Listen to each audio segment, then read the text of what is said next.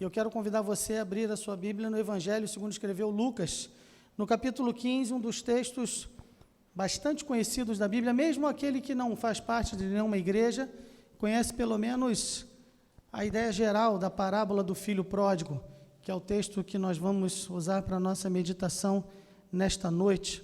Texto muito conhecido, e aqueles que estão há muito tempo na igreja já ouviram certamente muitas mensagens a respeito desta parábola, a respeito desse texto, mas ele é um texto riquíssimo e é sempre importante recordar também aquilo que nós já sabemos.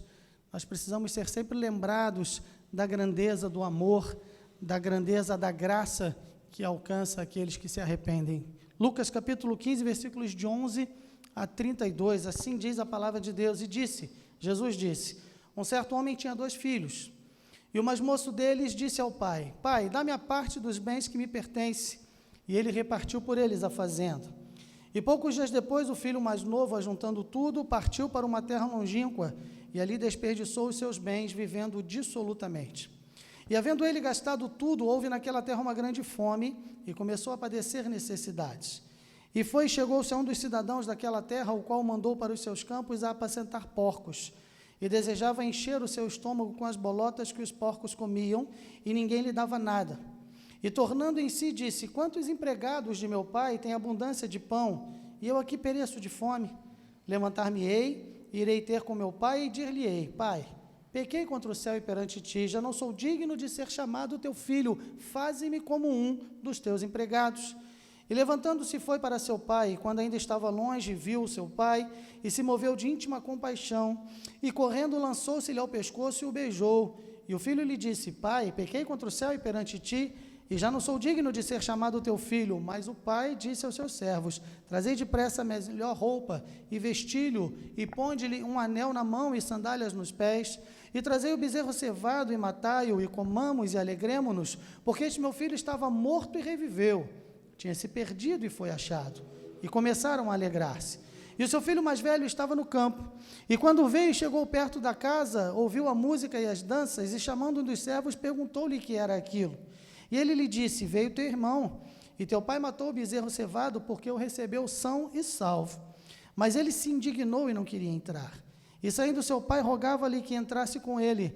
Mas respondendo ele, disse ao pai, eis que te sirvo há tantos anos, sem nunca transgredir o teu mandamento, e nunca me deste um cabrito para alegrar-me com os meus amigos. Vindo, porém, este teu filho, que desperdiçou os teus bens com as meretrizes, mataste-lhe o bezerro cevado. E ele lhe disse, filho, tu sempre estás comigo, e todas as minhas coisas são tuas, mas era justo alegrarmos-nos e folgarmos, porque este teu irmão estava morto e reviveu, e tinha se perdido e achou-se. Em algumas traduções, foi achado. Até aqui a palavra de Deus. Qual é uma das grandes ansiedades, um dos grandes anseios de cada ser humano que existe neste mundo?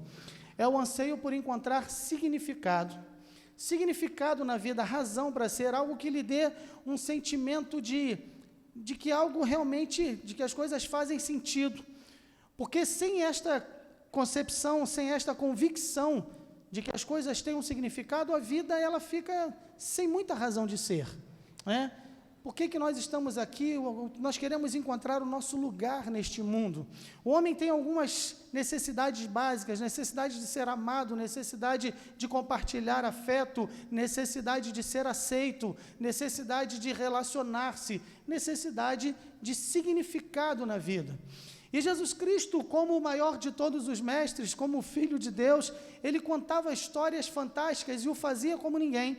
E essa história do filho pródigo é uma história muito conhecida, porque até, como eu disse, pessoas que não são da igreja conhecem essa história, talvez não nos seus detalhes, principalmente essa parte do filho mais velho, mas a história daquele que vai e que gasta tudo e desperdiça, chega no fundo do poço, volta e é aceito pelo pai, isso é muito conhecido. Existe até um ditado que virou um ditado popular, o bom filho a casa torna, é isso? Porque o filho pródigo voltou. Pródigo é aquele que gasta sem medida, desmesuradamente, que gasta sem pensar, sem equilíbrio, sem coerência, e foi isso que ele fez. A história, então, é muito clara. Aquele homem, um pai, nós temos 3 personagens nessa história, o filho mais novo, o filho mais velho e o pai. É isso, eu quero chamar a sua atenção para que nós analisemos por alguns momentos o que cada um deles tem a nos mostrar o que aconteceu na vida de cada um desses filhos, porque a grande verdade é que tanto o filho mais novo, que foi, gastou tudo e voltou na miséria, quanto o filho mais velho que permaneceu em casa, ambos buscavam por significado na sua vida. Jesus Cristo, então, nos conta essa história. Um homem tinha 2 filhos, e o filho mais novo um dia diz para o pai: pai, reparte logo a nossa herança. É isso que ele diz. Mas é interessante que, veja, o versículo 12 diz assim: o mais moço deles disse ao pai: pai, dá-me a parte dos bens que me pertencem, e ele repartiu por eles a fazenda. A lei judaica dizia, desde o Velho Testamento, que o filho mais velho, ele receberia porção dobrada da herança. O que isso significa? Se um pai tem 2 filhos, a sua herança será dividida por 3, em 3 partes iguais. O filho mais velho leva 2 partes, e o filho mais novo leva 1 parte. Isso era sempre assim. Se o homem tivesse 10 filhos, ele iria dividir a sua herança em 11 partes. E o filho mais velho receberia 2 onzeavos da herança e todos os outros 1 onzeavo. Era assim que funcionava, de maneira que o filho mais velho sempre recebia o dobro. Essa era a lei dos judeus. E o filho chega então para o seu pai e diz: pai, na verdade eu não quero esperar, porque o filho só fazia jus à herança, como até hoje é assim, depois que o pai morresse. Enquanto o pai era vivo, não havia como essa herança ser repartida. O que aquele filho pede é algo que não é comum na cultura judaica. É algo que, na verdade, é uma ofensa. Porque, em outras palavras, aquele filho está dizendo: pai, eu quero que você morra, ou para mim você já morreu. Eu não quero mais me relacionar contigo. Eu quero ir embora. Eu quero viver a minha vida. Então, me dá aquilo a que eu tenho direito. E o texto diz que o pai repartiu por eles a fazenda, mas eu quero chamar a sua atenção para essa expressão, repartiu por eles a fazenda, porque no original está escrito que o pai repartiu por eles a sua vida. O pai trabalhara durante toda a sua vida pensando em deixar algo para os seus filhos. O pai se preocupava com o futuro dos seus filhos.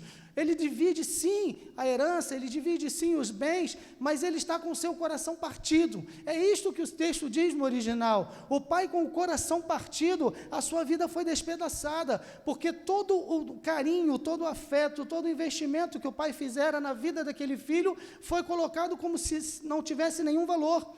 O filho simplesmente diz: me dá o meu dinheiro que eu vou embora, eu quero viver a minha vida. E o pai, então, com o coração partido, com o coração ferido, ele reparte por eles a sua própria vida. Mas veja, o versículo 13 diz assim: poucos dias depois, o filho mais novo, ajuntando tudo, partiu para uma terra longínqua e ali desperdiçou os seus bens, vivendo dissolutamente. Quero chamar a sua atenção também para 2 expressões: desperdiçou o seu bem e vivendo os seus bens e vivendo dissolutamente. O significado aqui também é: desperdiçou os seus bens, significa aquele que joga tudo ao vento. É como se aquele filho, é como se de repente você vendesse tudo que você tem, sua casa, seu carro, qualquer bem que você possua, transforme tudo em dinheiro vivo, em notas, e você sobe no alto de um prédio e joga tudo aquilo ao vento. Você joga fora tudo que você construiu, você joga fora tudo que você tem, você joga fora tudo aquilo que lhe pertence, porque você não dá nenhum valor. Foi isso que aquele filho fez. Mas diz mais: vivendo dissolutamente. Há aqui um significado moral.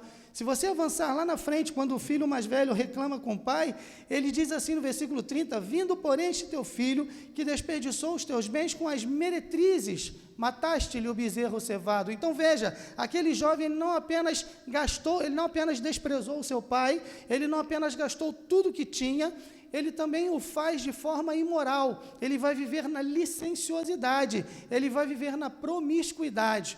Ou seja, aquele jovem, em busca de significado, é o primeiro passo que ele dá, ele faz o caminho da autodescoberta e da autoexpressão. Ele diz: eu quero viver a vida por mim mesmo. Eu não quero mais depender do meu pai, eu não quero mais ficar debaixo do meu irmão mais velho, eu quero caminhar, eu quero fazer o que me der vontade, eu quero viver a vida como eu acho que ela deve ser vivida, eu quero me conhecer, eu quero conhecer o mundo. Ele busca então este caminho da autoexpressão, da autoliberdade, da autodescoberta. Mas a história nos diz que esse tipo de caminho é um caminho de insensatez. Aquele jovem, ele vai e ele gasta tudo, e ele vai perdendo os seus bens, ele não aplica, ele não investe, ele não compra nada, ele simplesmente gasta e gasta e gasta, e gastar dinheiro é uma coisa muito fácil. O difícil é conquistar novamente, ganhar de novo, e ele vai gastando, e chega um momento em que ele olha e ele não tem mais nada. Não há mais dinheiro, não há mais recursos, e o texto nos diz, ele nos dá um retrato de uma miséria, no versículo 14, havendo ele gastado tudo, houve naquela terra uma grande fome, além de tudo, houve um problema, uma crise financeira naquele lugar. Houve uma grande fome, talvez motivada por uma seca, porque era uma sociedade basicamente agrícola, que dependia das colheitas para que pudesse sobreviver, e há uma grande fome ali, e agora aquele jovem não tem mais dinheiro, não tem mais emprego, e o texto é muito triste quando diz que ele foi e chegou, são dos cidadãos daquela terra, o qual mandou para os seus campos apacentar porcos. Desejava encher o seu estômago com as bolotas que os porcos comiam, talvez na sua tradução diga alfarrobas, e ninguém lhe dava nada. Agora observe a degradação daquele jovem. Ele vivia com seu pai, ele vivia em casa, ele tinha uma família, um pai que o amava, ele tinha um irmão, ele tinha estabilidade, ele tinha segurança, ele tinha recurso, ele tinha tudo. Mas neste caminho da autoexpressão e da autodescoberta, ele desce um degrau quando ele despreza o seu pai, o seu irmão, a sua família. Ele desce mais um degrau quando ele vai e começa a desperdiçar tudo. Ele desce ainda mais um degrau quando ele o faz de forma dissoluta, de forma imoral. E agora ele chega no fundo do poço, porque lembre-se que este jovem, ele é um judeu, e para o judeu, o porco é um animal imundo. Judeu não come carne de porco, judeu não chega perto de porco, judeu não toca em porco, e agora aquele jovem, motivado pela fome extrema, porque ele não tem mais dinheiro, não tem mais recursos, não tem mais dignidade, não tem mais amigos, não tem nada, ele se sujeita a fazer aquilo pelo que ele tem completa aversão. Ele vai cuidar de porcos. Mas ele desce ainda mais. Ele agora tem tanta fome que a vontade dele é comer a comida dos porcos. E eu fico pensando, que tristeza no coração desse jovem. Esse caminho da autodescoberta e da autoexpressão, eu vou fazer o que eu quero, né? A minha vida, ninguém pode dizer como eu devo vivê-la, eu tenho direito a fazer o que eu quero, do jeito que eu quero, aonde quero, com quem eu quero, e não quero dar satisfação a ninguém, eu vou me descobrir, eu quero descobrir quem eu sou, o levou ao fundo do poço. Este é o retrato desse jovem. Mas o mais triste é que ele desejava comer a comida dos porcos, mas ninguém lhe dava nada. Nem comida de porco aquele jovem tinha para comer. Você consegue imaginar um quadro pior?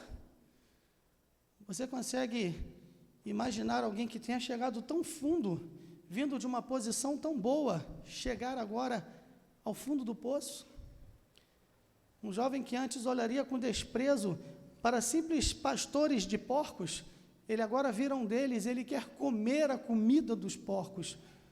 E todo mundo sabe que tipo de comida os porcos comem. Isso é fome absoluta. Isso é miséria completa. Isso é necessidade extrema. E é assim que aquele jovem está. Ele cuida dos porcos, mas os porcos comem melhor do que ele. E aí então, ele pensa que vai agora voltar para sua casa. Veja, o texto continua dizendo no versículo 17, tornando em si, disse, quantos empregados de meu pai têm abundância de pão, e eu aqui pereço de fome, levantar-me-ei, irei ter com meu pai e dir-lhe-ei, pai, pequei perante o céu e perante ti, já não sou digno de ser chamado teu filho, faze-me como um de teus empregados. Aquele jovem, ele começa a raciocinar e fala, que loucura que eu cometi.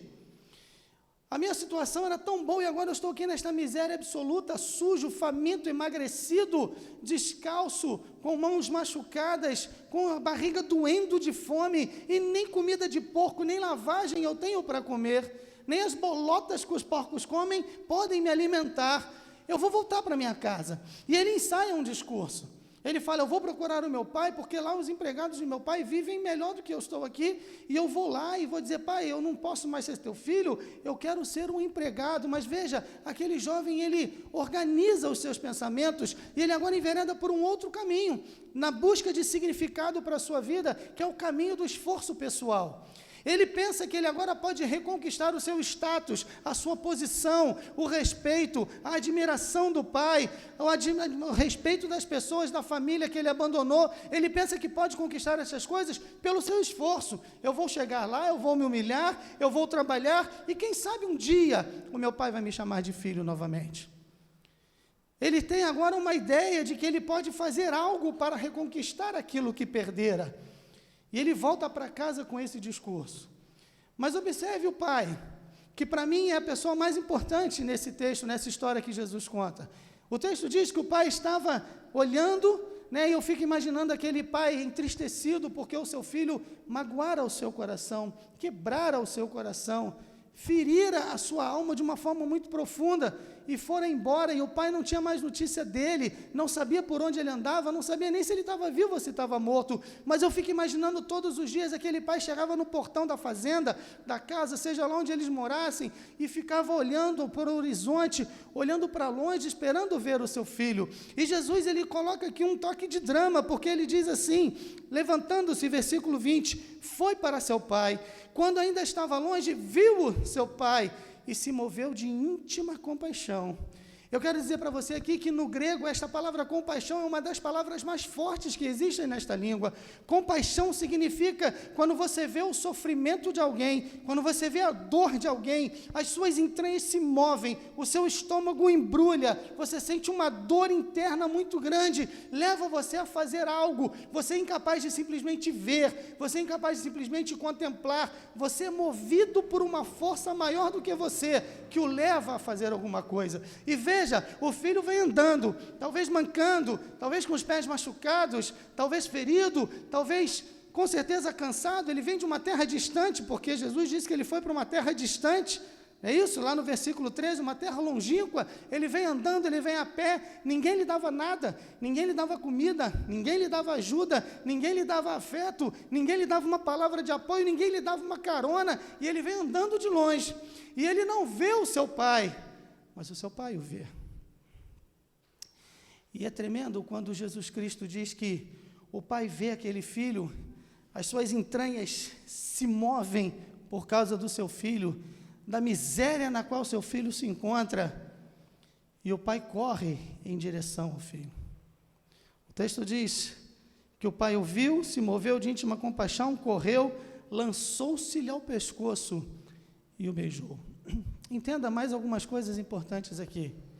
Entenda que, numa cultura judaica, pais, homens maduros, não corriam em público. Eles não faziam isso, não era digno. Mas aquele pai, ele deixa a sua dignidade de lado. Aquele pai está muito mais preocupado em receber de volta o seu filho que fora embora, do que com o que os outros vão pensar. E aquele pai levanta a sua túnica e começa a correr em direção ao seu filho. Talvez as pessoas tenham olhado, alguém na rua, na estrada, tenham olhado e falado, que homem louco, quem é esse homem? E não, ele é o fulano, é aquele homem que tem a fazenda, aquele homem que tem recursos, porque ele está correndo, ele enlouqueceu, que falta de dignidade, que falta de decoro, que coisa ridícula, que coisa horrível que ele está fazendo, mas o pai não está preocupado, ele corre, ele se lança ao pescoço do seu filho, aquele filho que cheira mal, porque trabalhara com porcos, porque não tomava banho há muito tempo, porque não tinha nada, porque a sua barriga estava vazia, e com certeza ele tinha mau hálito, ele estava fedendo, ele estava imundo, ele estava asqueroso, mas é o seu filho. E aquele pai se lança ao pescoço daquele filho e o cobre de beijos. Mas aquele filho, ele está agora num caminho de autojustificação, de esforço pessoal. Ele começa a falar para o seu pai o discurso que ele ensaiou muito bem. Veja, ele começa a repetir exatamente lá o que ele diz no versículo 18. Dir-lhe-ei, pai, pequei contra o céu e perante ti, já não sou digno de ser chamado teu filho, faze-me como um dos teus empregados. Agora veja no versículo 21, depois que o pai pula no seu pescoço, o beija, o filho diz, pai, pequei contra o céu e perante ti, e já não sou digno de ser chamado teu filho, mas o pai o interrompe. O pai não deixa ele terminar o discurso. Aquele filho precisava aprender que ele não vai conquistar o afeto do pai por algo que ele faça. O pai o ama simplesmente porque ele é o pai.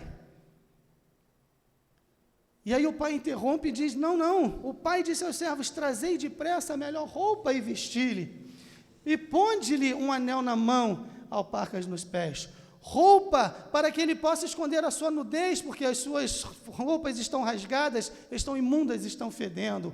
Põe-lhe um anel na mão, símbolo de dignidade, de autoridade, de aceitação na família. Põe-lhe sandália nos pés, esses pés cansados, feridos, machucados, imundos. E vamos nos alegrar. Veja o versículo 23, ele vai dizer, trazei o bezerro cevado, matai-o, comamos, porque o meu filho está com fome, ele precisa ser alimentado, e vamos nos alegrar, porque esse meu filho estava morto, esse filho estava perdido, mas ele foi achado, e começaram a alegrar-se. Entra em cena, então, o terceiro personagem dessa história que Jesus nos conta, que é o filho mais velho. Veja, o texto diz que o filho mais velho, no versículo 25, estava no campo. Quando veio, chegou perto da casa, ouviu uma música e as danças, chamando um dos servos, perguntou-lhe o que era aquilo. Ele disse, veio teu irmão, teu pai matou o bezerro cevado porque o recebeu são e salvo, mas ele se indignou e não queria entrar. O que eu quero destacar para você neste momento é que esse filho mais velho, ele é muito mais parecido com o filho mais novo do que muita gente pensa. O filho está agora num caminho de esforço pessoal. E este filho mais velho vive neste caminho há muito tempo. Porque, veja, o texto diz que ele fica do lado de fora, ele está emburrado, ele está mal-humorado, ele está chateado com a recepção que o seu irmão recebeu, e agora ele não quer entrar para participar. E o pai vai lá fora buscá-lo. Assim como o pai foi na beira da estrada buscar aquele filho mendigo, maltrapilho, ele vai do lado de fora do seu quintal buscar aquele filho bem vestido, bem alimentado, mas com o mesmo sentimento de justiça própria do seu irmão mais novo. Porque ele diz, entra meu filho, mas ele se indignou, não queria entrar, e o pai rogava ali no versículo 29 que entrasse com ele, mas respondendo ele, disse ao pai, eis que te sirvo há tantos anos, sem nunca transgredir o teu mandamento, qual é o filho que pode dizer que nunca desobedeceu ao seu pai com honestidade? Mas aquele filho achava que sim, nunca transgredi o teu mandamento, e nunca me deste um cabrito para alegrar-me com meus amigos, mas vindo este teu filho, não é mais o meu irmão, é teu filho, que desperdiçou o teu bem com as meretrizes, mataste-lhe o bezerro cevado. E o pai poderia dizer, seu ingrato, seu filho sem perdão, seu filho que não sabe receber o seu irmão, mas não, o pai diz a ele, filho, tu estás sempre comigo, o que é meu é teu. Vamos entrar. Mas sabe o que eu acho mais interessante nisso tudo?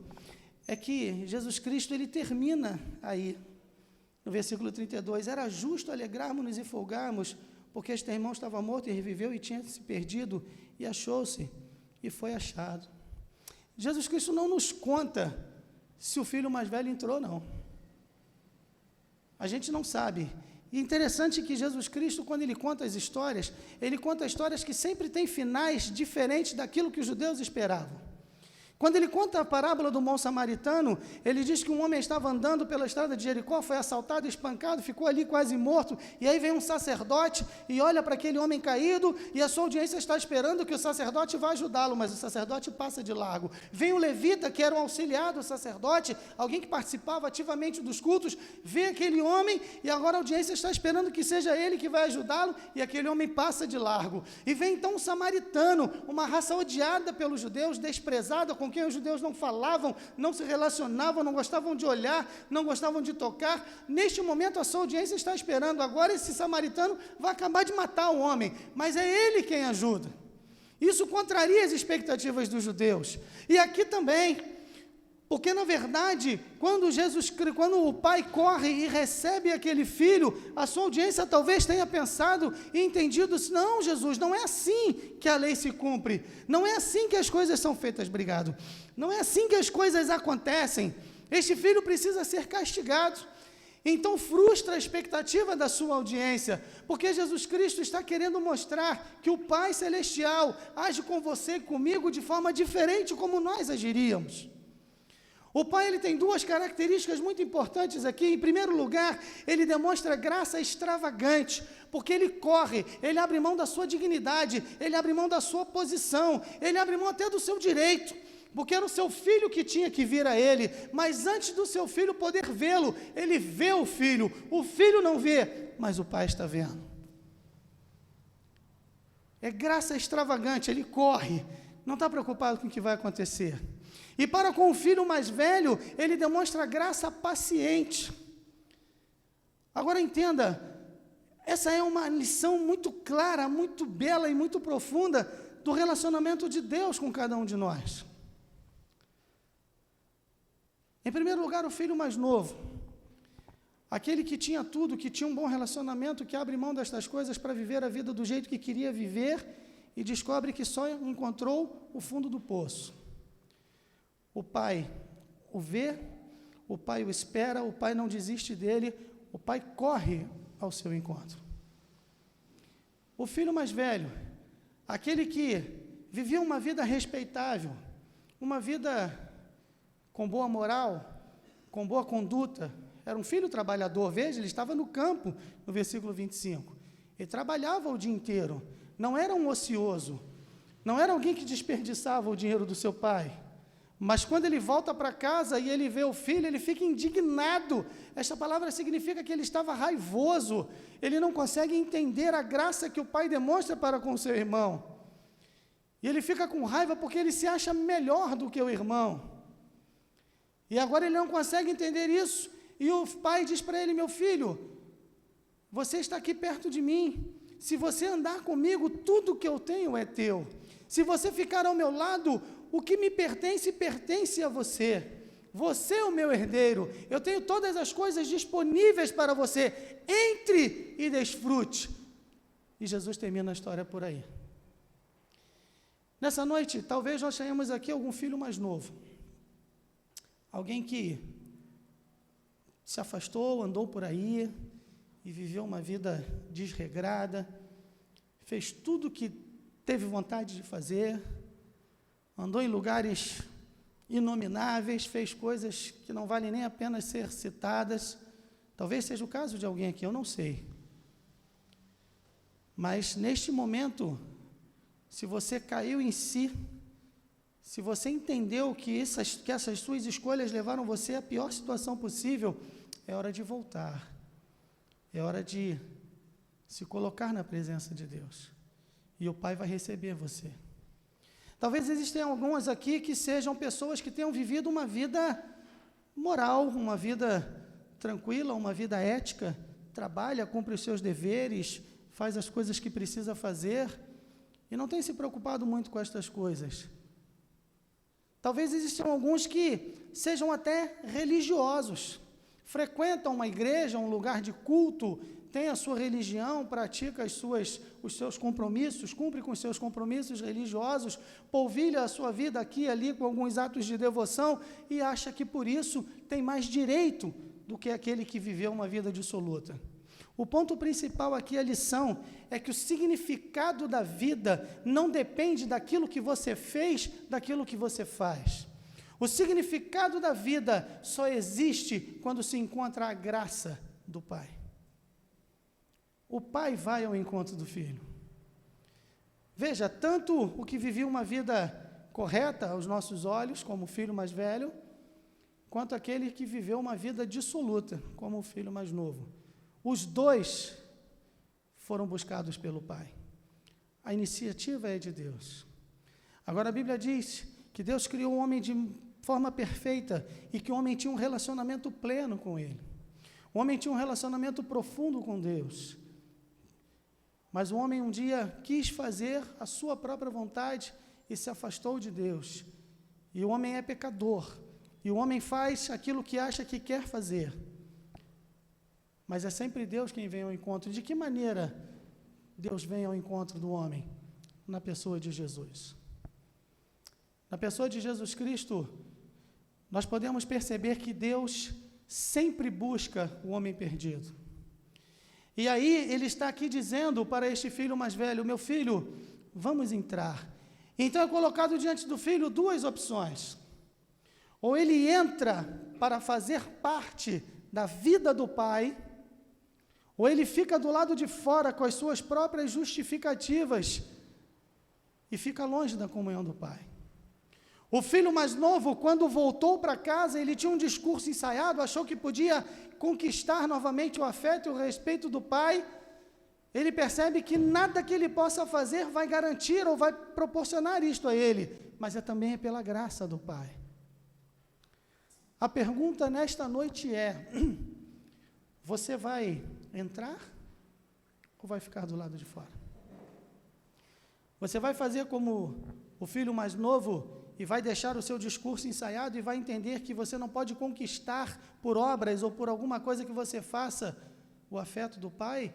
Ou você vai fazer como o filho mais velho e vai entender que você precisa entrar, embora você tenha andado perto, embora você tenha vivido uma vida moralmente recomendável, mas ainda assim você está longe do Pai, você está do lado de fora, você talvez tenha andado tão perto, você talvez frequente a igreja algumas vezes, você tenha, como eu disse, a sua religião, mas você não tem comunhão e relacionamento pessoal com o Pai. E você está perto e o Pai está dizendo para você: se você entrar, se você tiver comunhão comigo, tudo que é meu é teu, mas a escolha é tua nesta noite.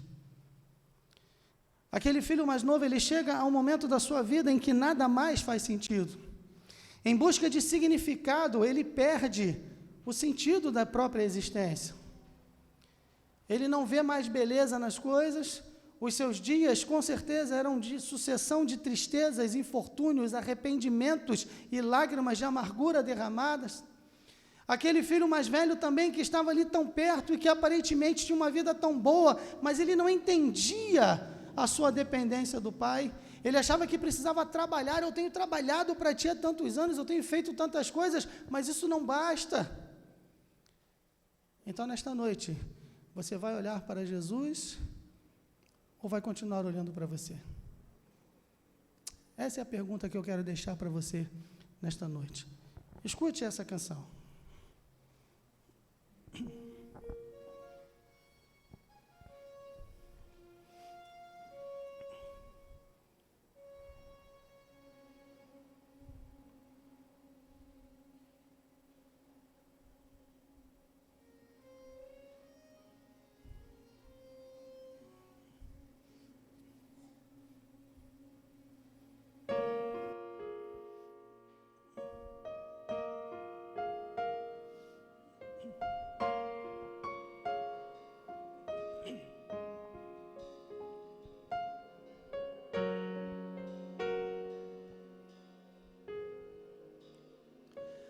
Quando o sol se for e mais um dia terminar, enfim,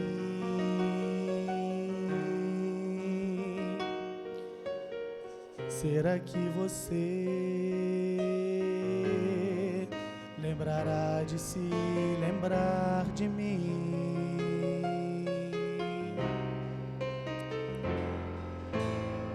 Quando amanhecer e uma flor nascer no teu jardim, será que você lembrará de se lembrar de mim?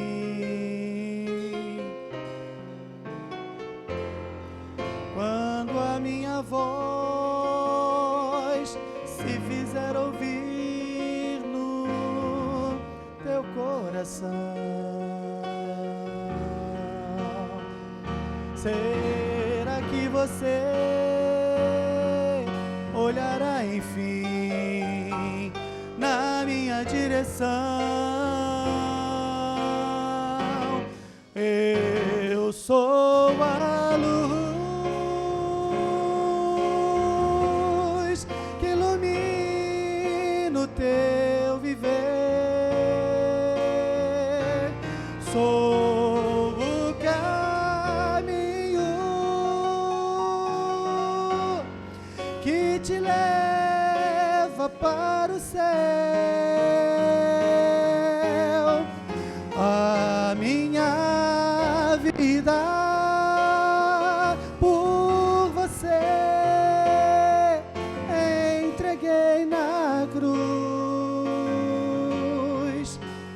Sou teu amigo e o meu nome é Jesus.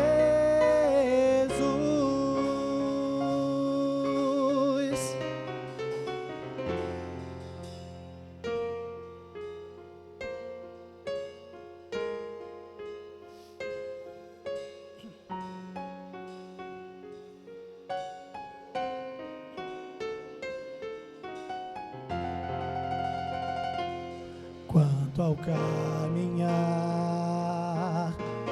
não mais encontrar o chão sob os teus pés.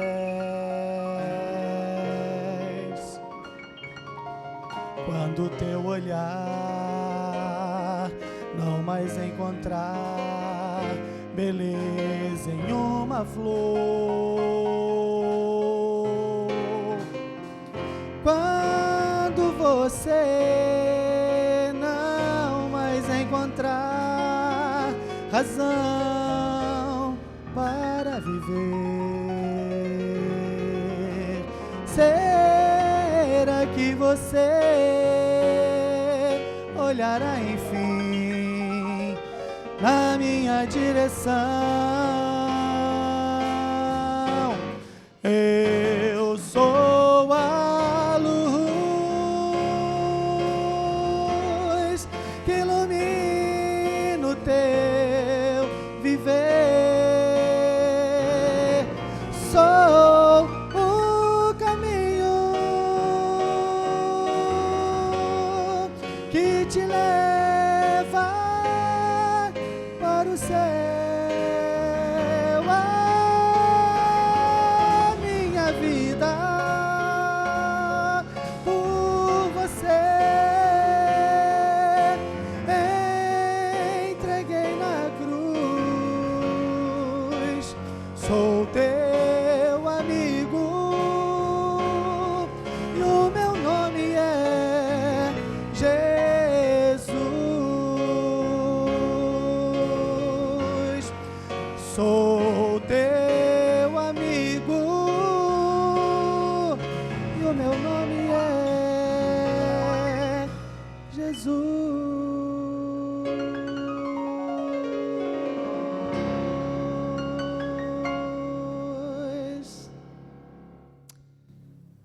Será que você vai olhar na direção do Senhor?